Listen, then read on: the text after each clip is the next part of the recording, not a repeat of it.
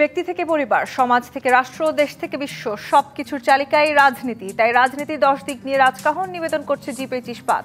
দীর্ঘ আলাপ আলোচনার পর অবশেষে বহুল কাঙ্ক্ষিত জুলাই জাতীয় সনদ 2025-এর সমন্বিত খসড়া চূড়ান্ত করেছে জাতীয় ঐকমত্য কমিশন। 84 দফা সম্বলিত এই সংস্কার প্রস্তাবে রাজনৈতিক দলগুলো কার কি অবস্থান তা সংযোজন করা হয়েছে এতে।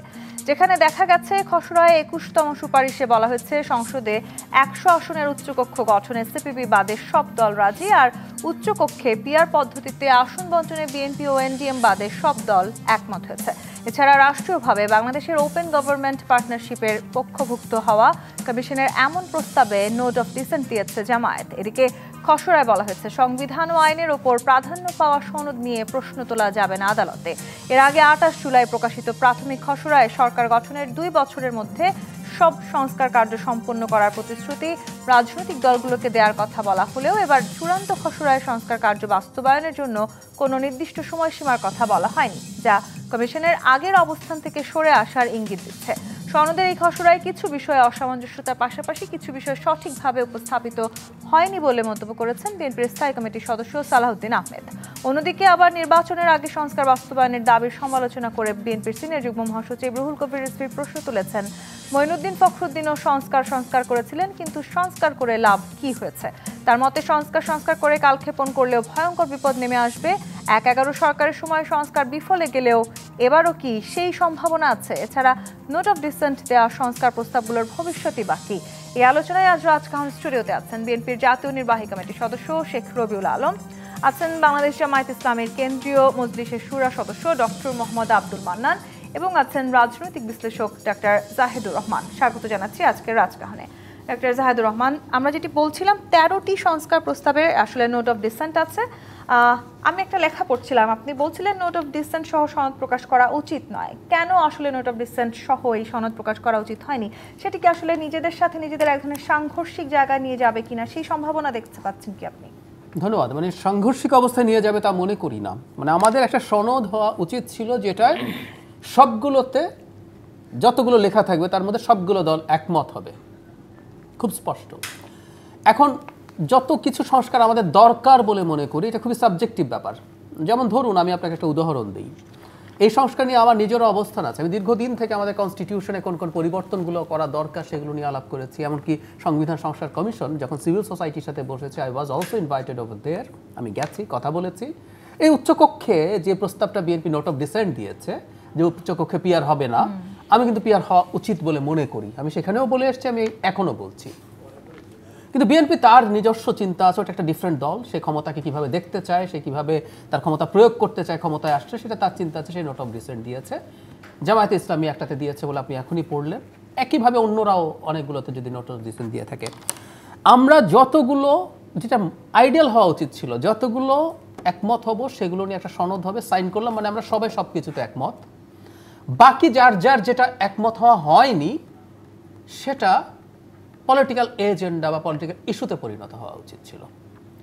ধরুন আপার হাউসের এটা থাকা উচিত হয় নাই, না থেকে, পিআরের কথা বলছি, থাকা উচিত হয় নাই, না থেকে এরপর আসলে আপনি বাকি যারা মনে করেন পিআর হওয়া উচিত, বিএনপি যখন লোয়ার হাউসের আসনের মতো করে ভাগ করবে নারী স্ট্রিট যেরকম, সেটার বিরুদ্ধে রাজনীতি হতে হবে। এমনকি এই নির্বাচনে জামায়াতে ইসলামী যেহেতু এটা চায়, জামায়াতে ইসলামী, এনসিপি সহ যারা যারা মেনেছে তারা সবাই বিএনপিকে এটা নিয়ে ক্যাম্পেইন করুক, আক্রমণ করুক, যে বিএনপি জনগণের ক্ষমতায়ন চায় না, সে স্বৈরাচারী হয়ে উঠতে চায়। যেসব ন্যারেটিভ সামনে আছে, সে আবার স্বৈরাচারী সরকার হবে, আপনারা বিএনপিকে ভোট দেবেন না, আমাকে দেন, আমি এসে এটা করব, এটা করব, এটা করব। রাজনৈতিক প্রতিপক্ষ সুলভ আচরণ। এবং আরেকটা কথা খুব জরুরি, প্রতিরক্ষণ আমি এভাবে বলি যে প্রতিদ্বন্দ্বী নোট অফ ডিসেন্ট দিয়ে এটা পাশ করে লাভ কি হলো? বিএনপি ক্ষমতায় যাওয়ার পর বা জামায়াত যদি ক্ষমতায় যায়, জামায়াত যদি তার নোট অফ ডিসেন্ট দেওয়া জিনিসগুলো না করে, আমরা কি জামায়াতকে ধরতে পারবো? জামায়াত তো বলবে আমি তো জাতিকে আগেই বলে দিয়েছি আমি এগুলো মানি না। তো তাহলে এই ধরনের একটা সনদ পাশ করা আমার কাছে অসুন্দর মনে হয়েছে। এটা আমরা পারলাম না, উচিত ছিল যতটুকু করা। সেই কারণে ইনফ্যাক্ট আমি একটা লেখা লিখেছিলাম যে নোট অফ ডিসেন্ট দেওয়া সনদ আসলে অসুন্দর হয়েছে।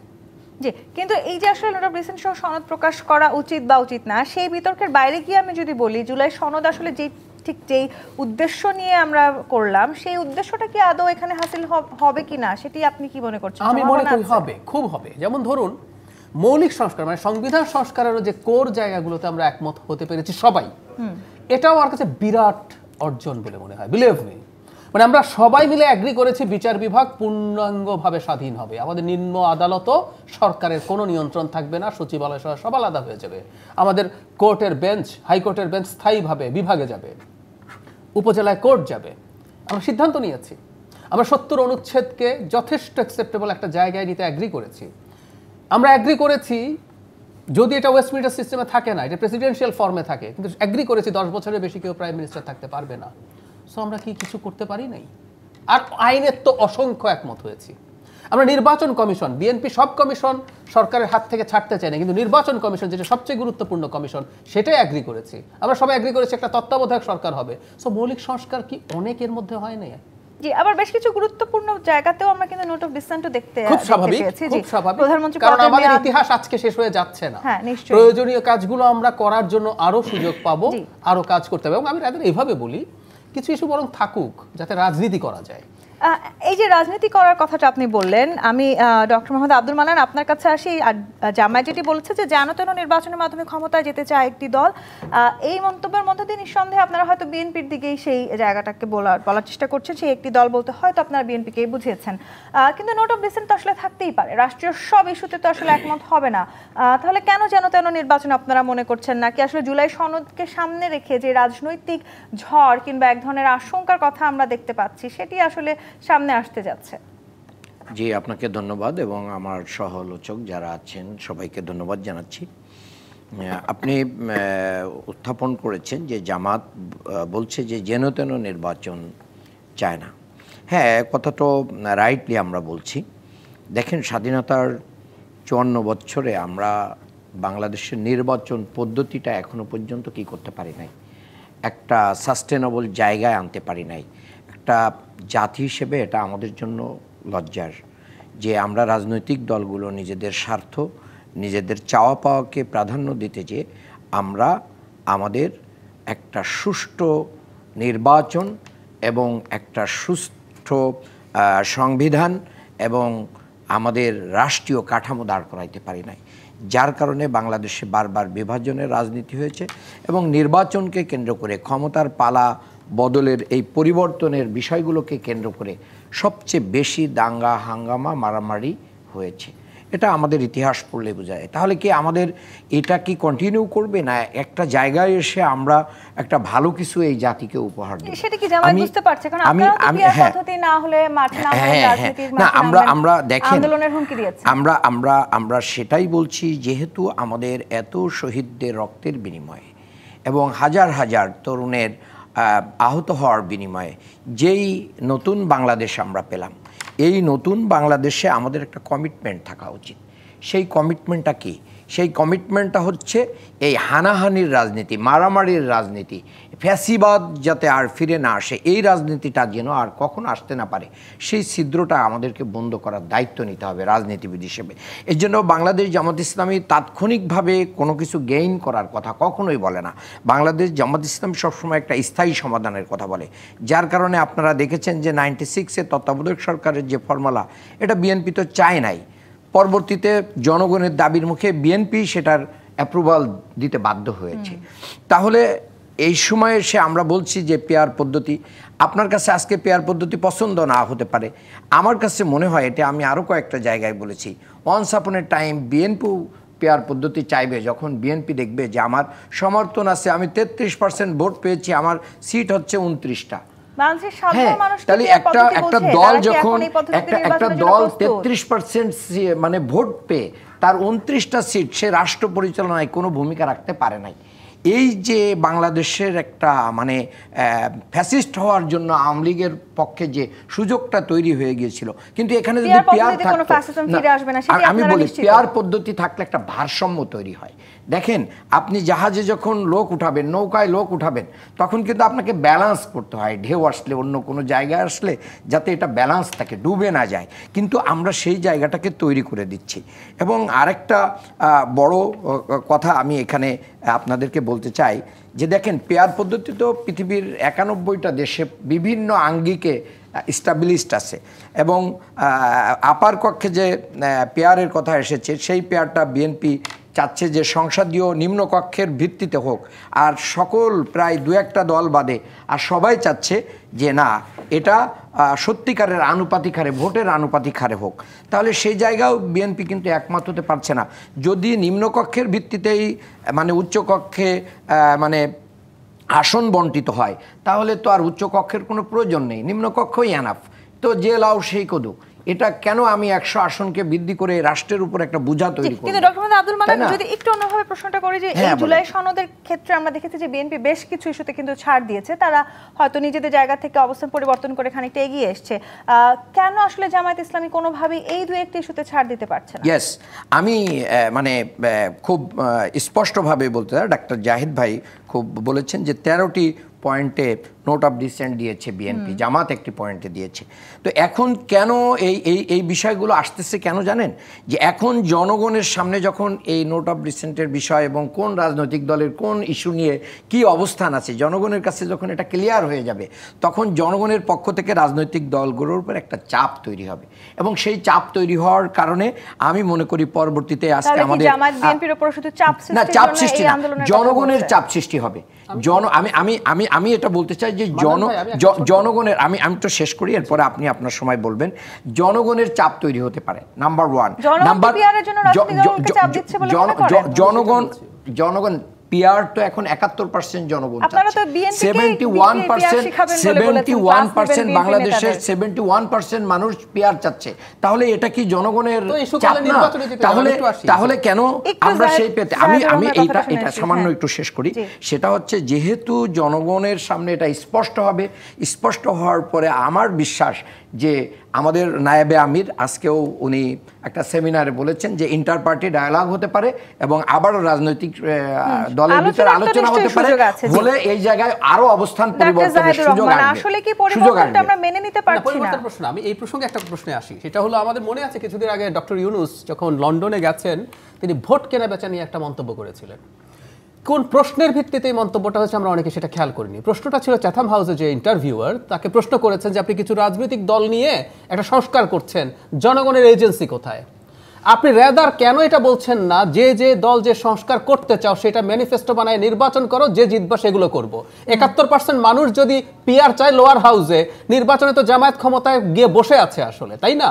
তো সেটা নিয়ে তারা আসুক, জামাত এটাকে ক্যাম্পেইন করুক। এক মিনিট, ক্যাম্পেইন করুক, জামাত জনগণের, শুনুন একটু বলি, ভোটাধিকার নিশ্চিত করতে চায়। সেটা বলছি না, আপনি পিআর এর দরকার নাই, নরমাল সিস্টেমে যান, বলেন এই সিস্টেমেই বলেন 71% মানুষ পিআর এর জন্য বসে আছে, এটাকেই ক্যাম্পেইন। এটা তো জামাত বলে না, এটা একটা জরিপ বলছে। আপনি রেফার করছেন, এক মিনিট।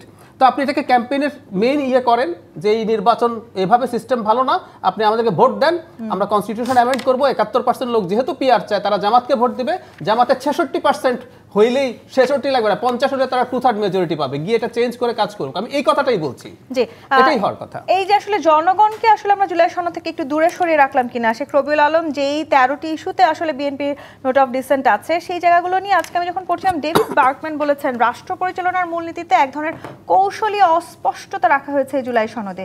বিএনপিও কি তাই মনে করে? রাজনীতি কি কৌশলের বাইরে নাকি, কমিটমেন্টের বাইরে নাকি? রাজনীতিকে সব কিছু মানে সবার মতো করে করার বিষয় নাকি? নোট অফ ডিসেন্ট তো থাকবেই, কেন থাকবে না? এটা আমার রাজনৈতিক অবস্থান, এটা আমার অধিকার। জনগণের জন্য কি করণীয় সে ব্যাপারে তো রাজনৈতিক দল হিসেবে বিএনপির চিন্তা আছে, কমিটমেন্ট আছে, এবং সেই অবস্থান নিয়ে তোমরা জনগণের কাছেই যাচ্ছি এবং জনগণ কর্তৃক নির্বাচিত হয়ে সেগুলি বাস্তবায়ন করতে চাচ্ছি। আমি তো আমার মতো করে চাপিয়ে দিতে চাচ্ছি না। কিন্তু জামাত তো বলছে 72% মানুষ পিআর পদ্ধতিই চায়। খুবই ভালো, যদি পিআর পদ্ধতিতে চায় 72% মানুষ, জামাত যাদের ওটা চাওয়ার রয়েছে সেটাকে আগামী ইস্তিহারে নিয়ে জনগণের কাছে এসে নির্বাচিত হয়ে করুক সংসদে। আমরা তো বিরোধিতা করছি না। তখন আমরা ধরেন উনি বিরুট মেজরিটি পারলে তো পিআর হয়ে গেল, খুব ভালো পদ্ধতি, যখন কোনো সমস্যা নেই। তো কালকে দেখলাম 36% মানুষ নাকি এই মুহূর্তে জামাতের সমর্থক, কিন্তু তারা আবার নির্বাচনে অংশ নিতে বিভিন্ন শর্ত জুটছে কেন? এত জনপ্রিয় দল, সমস্যা থাকে তোর কথা না। ভোট নাকি আমাদের কমছে, ইত্যাদি জরিপে দেখছি নাই, বিএনপির ভোট তলানিতে চলে গেছে। বিএনপি ভোট তলানিতে চলে গেছে, বিএনপি নির্বাচন চাচ্ছে, আর অন্যরা শর্ত জুড়ে দিয়ে নির্বাচন থেকে বিরত থাকতে চাচ্ছে। তাহলে কোন জনমত? কার পক্ষে জনমত, কোন সামঞ্জস্যপূর্ণ হলো এটা জনমতের সাথে? সরকারের যেখানে আপনি বলছিলেন যেগুলি একমত হয়েছে সেটাই সনদ, মনে রাখবেন। আর যেগুলিতে নোট অফ ডিসেন্ট দেওয়া আছে, জামাতও দিয়েছে, অন্য রাজনৈতিক দলও দিয়েছে, সেগুলি সরকার কিন্তু ঐক্যমত কমিশন বলেছিল কোন রাজনৈতিক দল কোন অবস্থান নিচ্ছে সংস্কারের বিষয়ে সেটা আমরা প্রকাশ করতে চাই, যার জন্য তারা নোট অফ ডিসেন্ট দেওয়াটাও প্রকাশ করেছে। এটা তাদের স্বচ্ছতার জন্য, তাদের গ্রহণযোগ্যতা বাড়ানোর জন্য। সেই নোট অফ ডিসেন্টের বিষয়গুলো কি কখনো বাস্তবায়ন হবে, সেই সম্ভাবনা কি আছে? এই মুহূর্তে নির্বাচিত হবার পর রাজনৈতিক দল যেগুলি নোট অফ ডিসেন্ট দিয়েছে সেগুলি তার মতো করে বাস্তবায়ন করবে, সেটা জনগণ তারকে সমর্থন যেহেতু দিয়েছে, অর্থাৎ তার অবস্থানের প্রতি জনগণ সম্মতি প্রকাশ করেছে, তার মতো করে বাস্তবায়ন হবে। যেগুলি একমত হয়েছি আমরা সেগুলি বাস্তবায়ন করতে বদ্ধপরিকর রাজনৈতিক দল অথবা সব দল অথবা মেজরিটি পাওয়া দল, সে বদ্ধপরিকর, বিকজ এটা জাতীয় সনদ, সে জাতীয় সনদে সই করছে। এখন পিআরের কথা বলবো, আমি পিআর নিয়ে আলোচনা করতে চাই না, কারণ হচ্ছে পিআর জাতীয় ঐক্যমত কমিশনের এই জাতীয় সংসদ নির্বাচন আমি বলবো, সেখানে পিআর পদ্ধতি হওয়ার কোনো এজেন্ডাই নেই, অতএব এটা আমি আলোচনা করতে চাই না। উচ্চ কক্ষের এজেন্ডা ঐক্যমত কমিশনই তৈরি করেছে, এর ঐক্যমত কমিশনই এজেন্ডা দিয়েছে, শুরুতে না দিলেও পরে ঐক্যমত কমিশনই এজেন্ডাটা সংসদের আলোচনায় নাই, সংসদ নির্বাচনে আছে পিআর উচ্চ কক্ষে আছে। আমি আপনাকে বলি যাকে জেনে বলেন, উচ্চ কক্ষের ব্যাপারে জাতীয় ঐক্যমত কমিশন যেটা প্রস্তাবনা দিয়েছে সেখানে পিআর আছে, কিন্তু জাতীয় সংসদ নির্বাচন যেটা, সেখানে পিআর এর কোনো আলোচনা নাই, যার ফলে ওটা জামাত ইসলাম যদি দাবি করে থাকে তাদের দাবি, ওটা নিয়ে আলোচনা করার প্রয়োজন আছে বলে আমি মনে করি না। পিআর এর অনেক সীমাবদ্ধতা আছে, অসামঞ্জস্যপূর্ণ, প্রতিযোগিতাপূর্ণ গণতন্ত্রের জন্য। এই যে জুলাই সনদের নোট অফ ডিসেন্টের ইস্যুগুলো নিয়ে আসলে নানানভাবে রাজপথে আন্দোলনে নামার এক ধরনের হুঁশিয়ারি হুমকি চলছে, সেগুলো কি আপনি মনে করেন বিএনপিকে এক ধরনের চাপে রাখার জন্যই করা হচ্ছে? বিএনপি জনগণের দল, বিএনপি সব চাপ মনে করে না। আপনি মনে রাখবেন জুলাই সনদ, জুলাই ঘোষণা, যেসব বিষয়ে আমরা একমত হয়েছি, হ্যাঁ, সাংবিধানিক সংস্কার, প্রশাসনিক সংস্কার, সেইগুলি ধরেন কোনো একটি রাজনৈতিক দলের ইচ্ছা মতো বাস্তবায়ন করার জন্য যদি আপনি জনগণের কাছে যান, আন্দোলন করতে চেষ্টা করেন, করতে পারেন, এটা আপনার রাজনৈতিক অধিকার। কিন্তু যারা এর বিরোধিতা করবে এই জাতীয় স্বার্থে, গণতন্ত্র, ভোটাধিকার, জবাবদিহিমূলক সরকার প্রতিষ্ঠার সাথে সামঞ্জস্য নয়, সেগুলি নিজেরা আন্দোলন করবে, তারা রাজনৈতিকভাবে পরিত্যক্ত হবে এবং জনগণ কর্তৃক ধিক্কিত হবে এবং তাদের রাজনীতি আগামীতে ঝুঁকিতে পড়বে এবং আগামী নির্বাচনে ভরাডুবিটা নিশ্চিত হবে। জি, কিন্তু শেখ রবিউল আলম, এই চূড়ান্ত খসড়ায় কমিশন বলছে যে যেসব সুপারিশ অবিলম্বে বাস্তবায়নযোগ্য বলে বিবেচিত হবে, অন্তর্বর্তী সরকার সংশ্লিষ্ট কর্তৃপক্ষদের দ্রুত কার্যকর যথোপযুক্ত পদক্ষেপের মাধ্যমে বাস্তবায়ন করতে হবে নির্বাচনের আগেই। কিন্তু কোন সুপারিশগুলো অবিলম্বে বাস্তবায়নযোগ্য সেটি খসড়ায় উল্লেখ করা হয়। আমি আপনাকে বলি, এই যে সনদটা হয়েছে, তিনটা প্রক্রিয়া বাস্তবায়ন করতে হবে। একটা আছে, কিছু আছে যেগুলি সংবিধান সংশোধন করা লাগবেই, সেটি নির্বাচনের পর সংবিধানে ঐক্যমতের ভিত্তিতে বা মেজরিটির ভিত্তিতে আপনাকে করতে হবে। কিছু আছে আইন সংশোধন করে অথবা বিধিবিধান সংশোধন করে অথবা নির্বাহী আদেশে আপনি করতে পারবেন, সেটা আপনি এই মুহূর্তেই সরকার ইতিমধ্যে উদ্যোগ নিয়েছে। আমি যতটুকু জানি 367টি প্রস্তাবনা আছে যেটা বাস্তবায়ন করা যায়, অনেকগুলি 37টা মতো ইতিমধ্যে প্রয়োগ করেছে সরকার, বাকিগুলিও মনে হয় 6 মাসের মধ্যে সরকার করবে। সেখানে আমাদের সহযোগিতা রয়েছে। এবং ধরেন এই যে জুলাই সনদ, জুলাই ঘোষণাপত্র যেটা প্রকাশ করলো, সেখানেও অনেক রাজনৈতিক দলের দ্বিমত আছে। জুলাই ঘোষণাপত্রে সব রাজনৈতিক দলের কিছু কিছু জায়গায় আপত্তি আছে, কিন্তু একটা জিনিস সরকার করেছে যে তারা এটা জাতির অর্জন হিসাবে দেখিয়েছে। যখন জাতির অর্জন হিসাবে দেখিয়েছে, আমরা সেটা মেনে নিয়েছি। আমাদের অনেক অর্জন উপেক্ষিত করা হয়েছে আমাদের দলের এবং আমাদের নেতার, কিন্তু আমরা বৃহত্তর স্বার্থে, ঐক্যের স্বার্থে এবং জাতীয় স্বার্থে যেহেতু আছে, সেই জন্য আমরা কিন্তু একমত। এটাই হচ্ছে দায়বদ্ধতা, এটা হচ্ছে জনগণের প্রতি আস্থা। নিশ্চয়ই এই যে আসলে বিএনপি বলার চেষ্টা করছে তারা যেহেতু ছাড় দিয়েছে, তার মানে তারা জনগণের প্রতি দায়বদ্ধ। জামায়াত আসলে যে ইস্যুগুলোতে ছাড় দিচ্ছে না, তার মানে কি আপনাদের দায়বদ্ধতা খানিকটা কম, নাকি আসলে জুলাই সনদকে এতটাই ক্ষমতা দেওয়ার সুযোগ করার জায়গা তৈরি করা হচ্ছে যে কোনো কোনো ক্ষেত্রে বর্তমান সংবিধানের চাইতে এটিকে বেশি আসলে ক্ষমতাসীন করে ফেলার চেষ্টা করা হচ্ছে? আমি আসবো আপনার কাছে, একটি বিরতি নিয়ে ফিরতে চাই। জিপি ইস্পাত মৃত্যু রাজকাহন থেকে বিরতি নিয়ে ফিরছি, সাথেই থাকুন। জিপি ইস্পাত মৃত্যু রাজকাহন দেখছেন। ডক্টর মোহাম্মদ আব্দুল মান্নান, আপনার কাছে প্রশ্ন রেখে বিরতিতে গিয়েছিলাম। 27 পৃষ্ঠার যে জুলাই সনদের খসড়া আমরা দেখতে পেলাম, সেই খসড়ায় বলা হয়েছে সংবিধান আইনের উপর প্রাধান্য পাওয়া সনদ নিয়ে প্রশ্ন তোলা যাবে না আদালতে। এই জুলাই সনদকে ঘিরে আসলে সর্বোচ্চ ক্ষমতা দেওয়ার এক ধরনের চেষ্টা করা হচ্ছে, সেটি কি আসলে কোনো না কোনো ক্ষেত্রে বর্তমান সংবিধানের চাইতেও বেশি সেটাকে ক্ষমতাধীন করে ফেলবার চেষ্টা করা হচ্ছে বলে মনে করেন? না, আমি এটা মনে করি না। আমরা মনে করি যে জনগণের আকাঙ্ক্ষা বাস্তবায়নের জন্য চেষ্টা করা হচ্ছে, এটা জনমতের প্রতিফলন হবে। আর এখানে সবচেয়ে বড় কোশ্চেনটা হচ্ছে যে জুলাই সনদের আইনি ভিত্তি এবং জুলাই সনদের ভিত্তিতে আগামী নির্বাচন হতে হবে। কেন এটা বেশি প্রয়োজন? আইনি ভিত্তিটা এখনই ঘোষণা করা উচিত এবং এটা দেওয়ার সুযোগ আমাদের সংবিধানে রয়েছে এবং ইতিপূর্বে এর প্র্যাকটিস আছে। আমি যদি এই ব্যাখ্যাটাই আমি দিতে চাই। আপনি যদি দেখেন যে বাংলাদেশে 1971-এ 10ই এপ্রিল যে অস্থায়ী সরকার গঠন হয়েছিল, এই সরকারের স্বাধীনতার যে ঘোষণাপত্রগুলো ছিল, এই ঘোষণাপত্র কিন্তু 72-এর সংবিধানে কি করা হয়েছে, স্থান দিয়ে সেটাকে হুবাহু সেইটার ভিত্তিতেই কিন্তু এটা গ্রহণযোগ্যতা এসেছে। 1969-এ লিগাল ফ্রেম ওয়ার্ক অর্ডারের মাধ্যমে যে কার্যসূচি তৈরি করা হয়েছিল সেটার ভিত্তিতেই কিন্তু নির্বাচন দেওয়া হয়েছে। তাহলে কি বোঝা গেল এখান থেকে? এবং আপনার 1975 সালের 15 আগস্টের পরে বিচারপতি আবু সাদাত মোহাম্মদ সাহেব যে প্রোক্লেমেশন দিয়েছিলেন সেটার ভিত্তিতেই কিন্তু পরবর্তীতে কি হয়েছিল, এটা আমি বলি সংবিধান স্থগিত ছিল।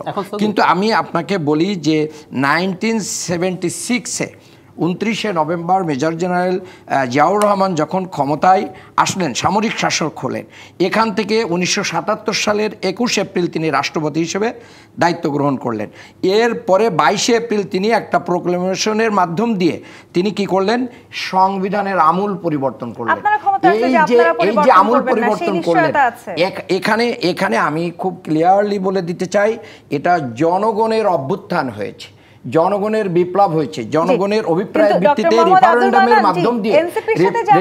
যদি জিয়াউর রহমান অবশ্যই আমাদের সংবিধানের যেখানে না ছুঁড়ে ফেলে দেওয়ার কথা হচ্ছে না, এখানে বলা হচ্ছে যে রোগ হয়েছে, অপারেশন প্রয়োজন। মানুষকে তো ছুঁড়ে ফেলা দেওয়া যায় না, তার যেখানে যেখানে অপারেশন প্রয়োজন আমাদের সেই অপারেশনগুলো করতে হবে, এটা এসেনশিয়াল। কারণ ক্যান্সার হয়ে গেছে, ক্যান্সারটা আপনি কেন রাখবেন? যেখানে যেখানে ক্যান্সার হয়েছে আপনি রিমুভ করেন, ডায়াগনোসিস তো হয়েছেই। দলগুলো তো দীর্ঘদিন মিটিংয়ের মাধ্যম দিয়ে সংবিধানের কোথায় আছে, অন্য কোথায় আছে, কোন কোন প্রতিষ্ঠানে আছে, কতটা জায়গায় ঐক্যমত হওয়া গেছে, কতটা জায়গায় ঐক্যমতের কাছাকাছি আছে, মেজরিটি দলগুলোর ভিত্তিতে কতটুকু হয়েছে, এই ডিফারেন্স কিন্তু 1863 সালে যুক্তরাষ্ট্রের আব্রাহাম লিঙ্কনও কিন্তু তিনি দাসপ্রথার বিলোপ সাধন করতে পেরেছিলেন এই প্রোক্লেমেশনের মাধ্যম দিয়ে। কাজেই আমি মনে করি মানে আমাদের দেশেও এটা সুযোগ রয়েছে, এই সুযোগ আমাদের কাজে লাগানো উচিত। রাজনৈতিক দলগুলোকে হানাহানি বাদ দিয়ে ঐক্যমতের ভিত্তিতে নির্বাচনের আগেই আইনি ভিত্তি দিতে হবে। ছাড়ও তো দেওয়ার প্রয়োজন আছে। ডাক্তার জাহিদুর রহমান, সংস্কার কালক্ষেপণ করলে আসলে সামনে আরো বেশি ভয়ঙ্কর বিপদ নেমে আসতে পারে কিনা? তার আগে আমি একটু একটা কথা বলা দরকার। মানে আমার কাছে আইনি ভিত্তিক সংবিধান সংস্কারের দেয়া একদম একটা স্টুপিড আইডিয়া মনে হয়। এটা ঐক্যমত্য কমিশনও কিভাবে করবে বলছে, এটা নাকি সংবিধানের ওপরে থাকবে। আমার খুব কম বুদ্ধি, আমি সংবিধান নিয়ে কেউ বলবেন আমার মন্তব্য দেওয়ার কি আছে, আমি তো লয়ার না, কিন্তু আমি ব্যক্তিগত আগ্রহে চর্চা করি বা একটা কথা বলতে চাই। সংবিধান কিন্তু জনগণের জন্য লেখা হয়, সো জনগণ চাইলে এটা বুঝতে পারতে হয়, বুঝতে পারা যায়, এটা কিন্তু ইম্পর্টেন্ট। সংবিধান তো কোনো রেখে দেওয়ার কোনো জিনিস না, ওর সাথে রাষ্ট্রের সাথে আমার চুক্তি। প্রত্যেকটা নাগরিকের সংবিধান খুঁটিনাটি পড়া দরকার আছে। একটা জিনিস খেয়াল করুন, যে সময়গুলোর কথা ভাই বললেন ওই সময়গুলোতে সংবিধান ছিল না, সেই কারণে আপনি নানান রকম ডিক্রি দিয়ে দিয়ে কাজ করেছেন, সেগুলো পরে আবার ইনকর্পোরেট করেছেন। বাংলাদেশে একটা সংবিধান আছে, এখন এই আলাপ ছিল পোস্ট 5 অগাস্ট যে সংবিধানটাকে বাতিল করে দাও, দিলে তখন অন্য আলোচনা ছিল। কিন্তু আমরা এই সরকার গঠিত হয়েছে, শপথ নিয়েছে কনস্টিটিউশনাল ফ্রেমওয়ার্কের মধ্যে, আর্টিকেল 1 ও 6 অনুযায়ী সরকারের বৈধতা দিয়েছে আপিল বিভাগ, তার মতো করে সব কিছু চলছে। চলার পর এখন আমরা বলছি যে না, আমরা এখন ডিক্রি দেবো। এটা একেবারে পরস্পর বিরোধী আইডিয়া। নাম্বার 2, সংবিধান হচ্ছে মাদার ল। আপনি কিভাবে বলেন একটা অধ্যাদেশ সংবিধানের চাইতে বেশি পাওয়ারফুল হবে? আমাকে না মাথায় এত বেসিক লিগ্যাল কনসেপ্টের বাইরের কথা এগুলো।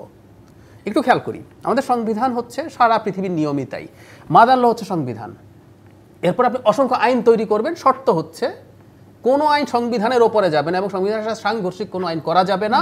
সংবিধান বলে দিয়েছে কোনো আইন সংবিধানের সাথে পুরোপুরি অথবা আংশিক যদি সাংঘর্ষিক হয় ততটুকু সে বাতিল হয়ে যাবে, পুরো আইনও বাতিল হতে পারে। আসছি, এবং সংবিধানের কোনো সংশোধনী আপনি করতে পারেন না যেটা সংবিধানের মৌলিক স্ট্রাকচারের সাথে ভিন্ন। ৪র্থ সংশোধনী বাকশাল, আপনি কি চাইলে আজকে মেজরিটি থাকলে আবার বাকশাল বানাতে পারবেন? উত্তর হচ্ছে পারবেন না।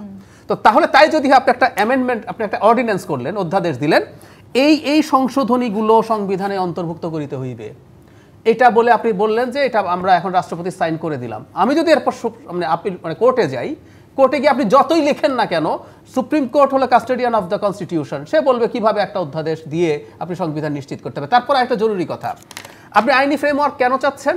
কারণ বিএনপি ক্ষমতায় যদি যায় সেগুলো করবে না। তো অধ্যাদেশ মানে কি জানেন? দর্শকদেরকে বলছি, অধ্যাদেশ হচ্ছে আইনি, কিন্তু যেহেতু পার্লামেন্ট নাই, রাষ্ট্রপতি এটা জারি করে। অধ্যাদেশের আয়ু কতদিন জানেন? আয়ু হচ্ছে যতদিন পর্যন্ত পরবর্তী পার্লামেন্টটা না বসে। কারণ পরবর্তী পার্লামেন্টে বসে ওটাকে আইনে পরিণত করতে হবে, নাহলে ওটা আইন হবে না। তো বিএনপিকে আপনি অবিশ্বাস করছেন সে সংস্কার করবে না, সে এই অধ্যাদেশকে আইনে পরিণত করবে এমন কিসের গ্যারান্টি আছে? কমিটমেন্টের জায়গাটা তো তার না, মানে না, no সবাই way, থাকতে no হবে। way, জি, এটা হতে পারে না। নিশ্চয়ই। আমি এই ক্ষেত্রে একটু বলতে জি, চাই জি। যে অন্তর্বর্তী সরকারের কোনো কনসেপ্ট সংবিধানে নাই। তাহলে কি এখন বলছে, এটা না, ব্যাখ্যা- এটা জবাব দিয়ে হ্যাঁ, দিচ্ছি আমি, না, এটা জবাব দিয়ে দিচ্ছি আমি। এটা তাহলে কিভাবে চলতে পারে? এটা জবাব এটা দিয়ে তো আপনারাও চেয়েছেন। এটা- এটা এটা- এটা- তো এটা সরকার বলছেন, আসলে। না, না, কিভাবে ওনারা আসলে? যেটা বলছেন যে এটা তো আপনারাও চেয়েছিলেন। হ্যাঁ, না, যে না, না, না, দেখেন এটা কিভাবে চলতে পারে আমি বলছি, আমি বলছি, যে আমি বলছি। 106 এর যে কথাটা উনি বলছেন, সেই জায়গায় থেকে যদি আপনি বাংলাদেশে প্র্যাকটিস হওয়া, আপনি রেফারেন্ডাম করলে সমস্যা কি? গণভোট দেন, গণভোট দিলে জনগণ তো হচ্ছে এই সংবিধানের মালিক তো জনগণ। না, হবে এই না, হবে না, না, হবে সংবিধানের না, মালিক হবে তো না, জনগণ। না, হবে না, তো জনগণের কাছে ছেড়ে দেন। না, গণভোট দিলে হবে না, হবে না কেন বলছি? আবারও সেই পুরনো সমস্যাটা আমরা ধরতেই পারছি না। আমার সংবিধান কিভাবে পরিবর্তন করা হবে সেটা সংবিধান বলে দিয়েছে যে 2/3 মেজরিটি লাগবে আমাদের সিটের। সংবিধান মেনে সেখানে শেখ হাসিনার প্রয়োজন। পতন হয় নাই, সংবিধান মেনে শেখ হাসিনার পতন হয় নাই, বরঞ্চ আরেকটা কথা, সংবিধান পতন মানতে কি গেলে আর 29 সংবিধান সালে মেনে হতো। হয় নাকি? এই পতন হয় গণভোট তাহলে হবে। এই জনগণের কিন্তু আপনি ম্যান্ডেট নিয়ে সংবিধানটা যদি অব্যাহত রাখেন, জনগণের ম্যান্ডেট সেটা কি নিয়ে আপনার ইচ্ছা মতো আপনি সংবিধান করতে অবশ্যই না, পারবেন? জনগণের ম্যান্ডেট হবে। বোঝেন না, জনগণের সমস্যা তো এই এই জায়গায়। সংশোধনটা চাচ্ছে জনগণ। আবেগী কথা বলেন, এটা সত্য কথা আপনারা বলেন। আপনাদের সুবিধা মতন রাজনীতিটা বলেন। না বুঝেন, না, না না, জেনে এসে রাজনীতি বলে আমরা ফেলেন। বুঝেই আচ্ছা, বলছি। আমি রাজনীতি বুঝলে শেখ হাসিনার বিদায় হইতো না। আমি একটু বলি। রাজনীতি বুঝলে না, শেখ হাসিনার এটা- বিদায় এটা- হয় এটা- না। এটা- শেখ হাসিনার বিদায় আপনি করে আসছেন। আমরা করেছি, হ্যাঁ। আমরা করেছি। আপনি করেননি না। আপনারা আমরা শেখ সবাই হাসিনার করেছি। বিদায় জনগণ দেশে- করেছে, মালিক দেশের হয়ে গেছেন আপনি। 18 কোটি মানুষ এগুলি করেছে। বাদ দেন, এগুলি বাদ দেশের দিয়ে 18 কোটি রাজনীতিটা মানুষ করেন। করেছে। ব্যক্তিগত আক্রমণ মানুষ করেন। রাজনীতিটা আমি- 18 কোটি আমি- মানুষকে সুযোগ দেন। আমি একটা 18 কোটি আমি মানুষ মানুষকে ভোটে সুযোগ সুযোগ দেন। দেবে না তো আপনার মতো Of course, করবে। ভোট দিয়েই করবে। 18 কোটি মানুষ তো ভোটের মাধ্যমে সুযোগটা দেবে। আপনারা যখন সেখানে হানা অনিয়মটা ভোট কেন? দিছিলেন তখন হয়েছে তখন কিভাবে? সংবিধানে ছিল। না, সংবিধানে এখন হানা ভোট সংবিধানে দিয়ে হানা ভোট এখন নাই। দেন। আপনি তো জানেন না, হ্যাঁ। পঞ্চদশ সংসদে আমি বাতিল ওইটা- হয়ে গেছে আচ্ছা, হানা আচ্ছা, ভোট। আমি আরেকটা এগুলো বলে আমি জনগণকে আরেকটা ধোঁকা কথা দেওয়া আমি যাবে না। আরেকটা কথা একটু জনগণ যোগ করে ধোঁকায় দিই। আছে। জনগণই ধোঁকায় আমি আছে। দর্শকদের উদ্দেশ্যে আরেকটু সংবিধান নিয়ে কথা বলি। সংবিধানে না থাকা কাজও আমরা করতে পারি। যেমন ধরেন আমরা একাদশ সংশোধনী করেছিলাম, আমাদের একজন প্রধান বিচারপতি উপরাষ্ট্রপতি হয়েছিলেন শাহাবুদ্দিন সাহেব, আবার উনি চলে গেছেন। তো আমরা সংবিধান ভেঙেছি, এটা সংবিধানে নাই। সংবিধান পরিবর্তন আসছে না, না, না, পরিবর্তন না, এটা পরেও করা যায়। 91 আচ্ছা, আসছি। পঞ্চম এবং সপ্তম যে সংশোধনী আছে দুটো, একটা জেনারেল জিয়াউর রহমানের যে প্রেসিডেন্ট ছিলেন উনি অনেকগুলো জিনিস র্যাটিফাই করতে হয়েছে, এরশাদ করতে হয়েছে। সো পরেও করা যাবে না তা না, কিন্তু আমি আবারও একই কথা বলছি, আপনি এখন করবেন, এখন কাজগুলো করে ফেলবেন, এরপর সংবিধান আবার সংশোধন করতে হলেও 2/3 মেজরিটি ধরে না বিএনপি পেল না, কিন্তু বিএনপিকে তো আপনার লাগবে নিশ্চয়ই। তো আপনি বিএনপিকে বিশ্বাস করছেন না পরিবর্তন করে, আর আপনি বিশ্বাস করছেন সেটাকে র্যাটিফাই করবে। আরেকটা জিনিস একটু যোগ করে রাখি ভাই, ঠিক ওই পুরনো বিতর্কটায় যাচ্ছেন, ওই বিতর্কের যুগ শেষ হয়ে গেছে। ওইটা 5 থেকে 7-8 তারিখ পর্যন্ত ছিল, যেটা আমি নামই বলি, মিস্টার ফরাদ মজহার আমাদের খুবই গুরুত্বপূর্ণ একজন পাবলিক ইন্টেলেকচুয়াল, তিনি প্রকাশ্যে বারবার বলেছেন সংবিধান স্ক্র্যাপ করে বিপ্লবী সরকার তৈরি করো। সেটা যখন আর হয় নাই, যখন সংবিধানে ঢুকে গেছে, এখন আর সংবিধান মেনে চলবো না, ওটা চলবো না, এগুলো বলার স্কোপ নেই। শেখ রবিউল আলম, শোনেন, গণ অভ্যুত্থান আমি ওখানে যাচ্ছি না, কারণ জাহিদুর রহমান ভাই অনেক বলেছেন, আমি রিপিট চাচ্ছি না, ওগুলো আমারই কথা ছিল। গণ অভ্যুত্থান শাসকের পরিবর্তন ঘটায়, জন আকাঙ্ক্ষার প্রতিফলন বাস্তবায়ন করতে চায়। ওকে, বিপ্লব শাসনতন্ত্রের পরিবর্তন ঘটায়, শাসকের পরিবর্তন ঘটায়, এটা বিপ্লব নয়, গণ অভ্যুত্থান। গণ অভ্যুত্থানের পরবর্তীতে আমাদের, বললাম তো আপনাকে, সংবিধানটা স্থগিত নয়, আছে। এখন সংবিধানের অনেক পরিবর্তন প্রয়োজন আছে, জামাত ইসলামের যে ডিজায়ার আছে অনেক কথার সাথে মিল আছে, আমাদের ডিজায়ার আছে, বিভিন্ন রকমের ডিজায়ার আছে। সেই ডিজায়ারগুলিকে জাতীয় ঐক্যমত কমিশন কিন্তু একটা সনদ আকারে এনেছে, যে পরিবর্তনগুলি আমরা করতে চাই। ডেফিনেটলি এই পরিবর্তনগুলিও ব্যাপক পরিবর্তন, গণতন্ত্রের জন্য, জনগণের ক্ষমতায়নের জন্য এবং জবাবদিহিমূলক সরকার প্রতিষ্ঠার জন্য, যদি আপনার লক্ষ্য তাই হয়, তাহলে এনাফ হয়েছে। সমস্যাটা হচ্ছে জামাত ইসলামকে ক্ষমতা যাওয়ার গ্যারান্টিটা কে দেবে? যদি আপনি ক্ষমতা যাওয়ার গ্যারান্টি চান তাহলে সংবিধান, তাহলে জনগণ আপনি কোথায় পাবেন সেটা তো আপনি পাচ্ছেন না। আচ্ছা, বিএনপি তো ক্ষমতা যাওয়ার গ্যারান্টি দিচ্ছে না। বিএনপি তার এই যদি ক্ষমতায় যায় তাহলে এটা দিবে না, এটা কেন বলছে? বিএনপি ক্ষমতায় যাচ্ছে এটা জামাতও স্বীকৃতি দেয়। কিভাবে জানেন? আমি একটা উদাহরণ দেই। জামাত এনসিপি প্রায় দেখি জামাত এবং এনসিপির নেতারা সমালোচনা করে বিএনপি নির্বাচন চায় কারণ নির্বাচিত হয়ে তারা চাঁদাবাজি করতে চায়। তার মানে ওনারা বলছেন তারা নির্বাচিত হবে। আপনি তো রাজনৈতিক বিশ্লেষণ দেখি যে বিএনপি কর্মীর চেয়েও ভালো আগে ট্যাগ করছেন, তর্ক করছেন, আমার যুক্তির বিরুদ্ধে যুক্তি দেন, আপনি ট্যাগ করেন না। এই আপনাদের লোকজন অনলাইনে কিছু লোকজন না অনলাইনে না, এটা জনগণ এটাই মনে করে।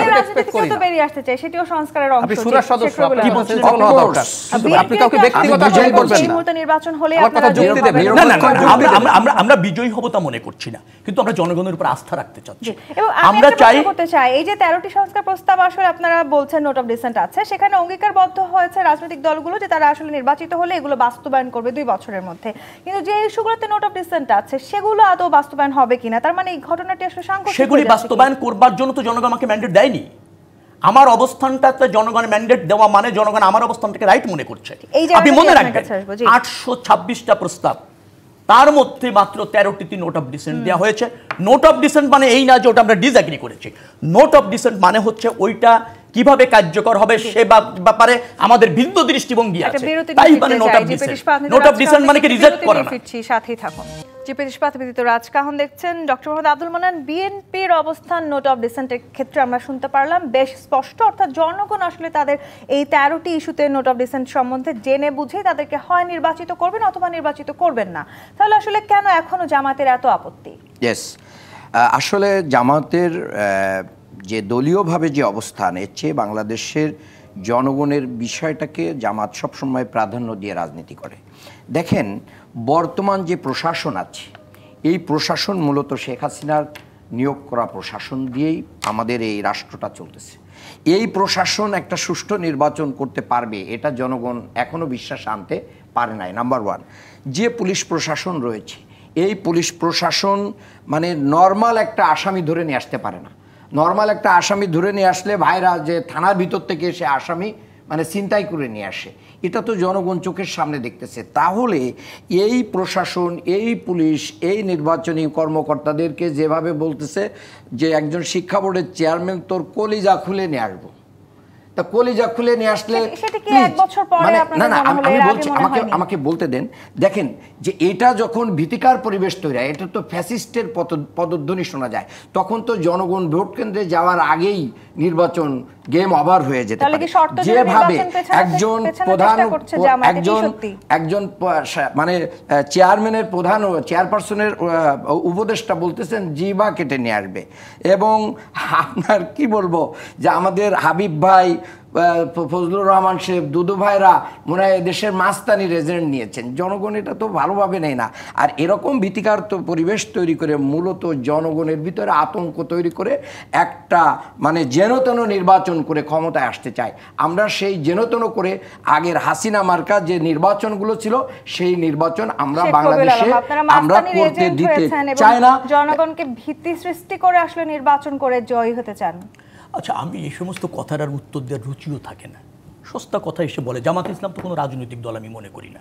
উল্লেখযোগ্য সংখ্যক মানুষ একটা শ্রেণীভুক্ত হয়ে ক্ষমতার অংশ হতে চায় অথবা নিজেদের পারপাস সার্ভ করতে চায়। একদিনের রাষ্ট্র ব্যবস্থাপনা ছিলেন আপনারা, একদিনের রাষ্ট্র ব্যবস্থাপনার অভিজ্ঞতা নাই বললেই চলে।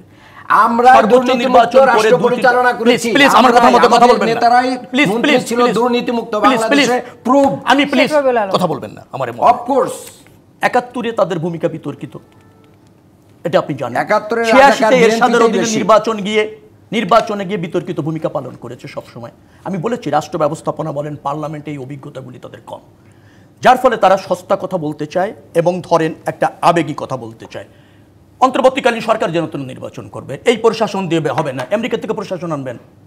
নির্বাচন কমিশন অন্তর্বর্তীকালীন সরকার নির্দলীয়ভাবে গঠন করেছে, তাদের উপর আস্থা রাখা যাবে না।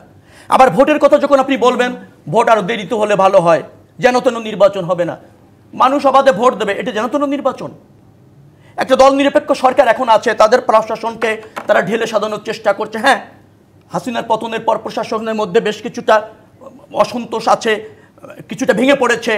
তাদেরকে উপযুক্ত যোগ্য যারা আছে তাদেরকে পদায়ন করে আরও 6 মাস পর সেনাবাহিনীকে সর্বাধিক সংখ্যক আপনার যুক্ত করে প্রায় 1 লক্ষ মতো সেনাবাহিনী মোতায়েন করতে চেয়েছে, উল্লেখযোগ্য সেনাবাহিনী, এখনো নৌবাহিনী আছে, কোস্ট এখনো গার্ড আছে। আছে, মোতায়েন করে করতে পাথর লোড তাতে যেন পারে তেন নাই। নির্বাচন হবে।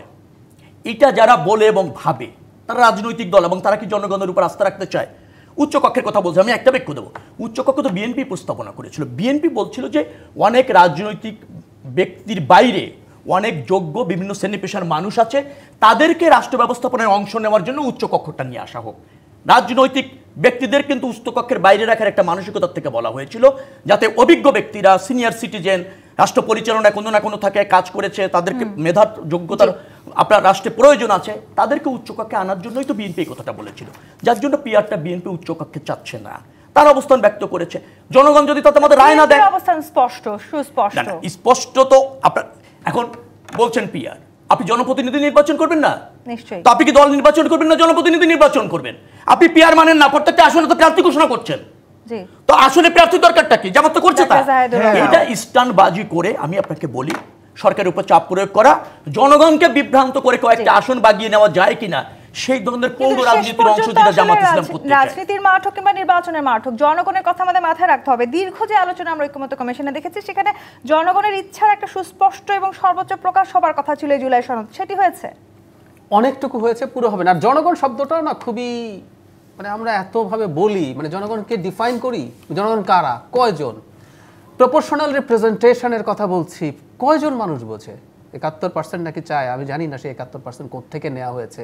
আমরা র্যান্ডমলি নামিয়ে এখানে নেমে জিজ্ঞেস করি, ভাই আপনি কি প্রপোর্শনাল রিপ্রেজেন্টেশন বোঝেন? যিনি ছোট ব্যবসা করেন, যিনি রিক্সা, উনিও কিন্তু জনগণ, এবং ভোটের পার্সেন্টেজে ওনাদেরই সংখ্যা বেশি। আমি বলছি না পিআর, লোয়ার হাউসে পিআরের আলাপের দরকার নেই, থাকলে আমরা যে কোনো একদিন লম্বা সময় করতে, কিন্তু আপার হাউসে পিআর হলে ভালো হতো, কিন্তু অত বোঝে না।